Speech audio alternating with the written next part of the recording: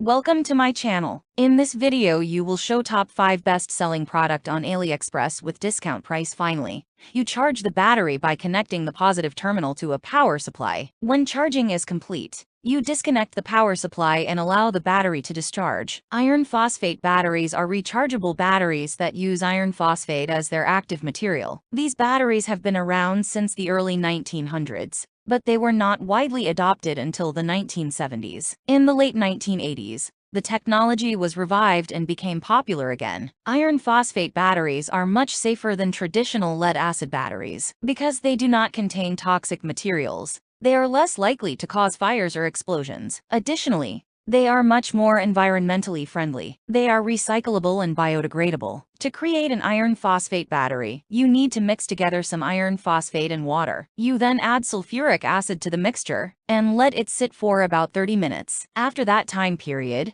you remove the sulfuric acid and add electrolyte solution. Then, you connect the positive terminal to the electrolyte solution and the negative terminal to the iron phosphate. Iron phosphates are a type of rechargeable battery that uses iron phosphate as its active material. These batteries have been around since the early 1900s, but were not widely accepted until the 1990s. Since then, they have become increasingly popular due to their high capacity and long cycle life. The biggest benefit of using iron phosphate batteries is that they have a higher capacity than traditional lead-acid batteries. This means that they can hold more charge per unit weight and volume. Another advantage is that these batteries do not leak toxic chemicals into the environment. There are two types of iron phosphate batteries: flooded and sealed. Flooded batteries are cheaper and easier to build, but they have lower capacities. Sealed batteries are more expensive, but they have higher capacities. When choosing between flooded and sealed batteries, consider how much power you need. If you plan on powering devices that require a lot of power, go with a sealed battery. However, if you only need enough power to run small appliances,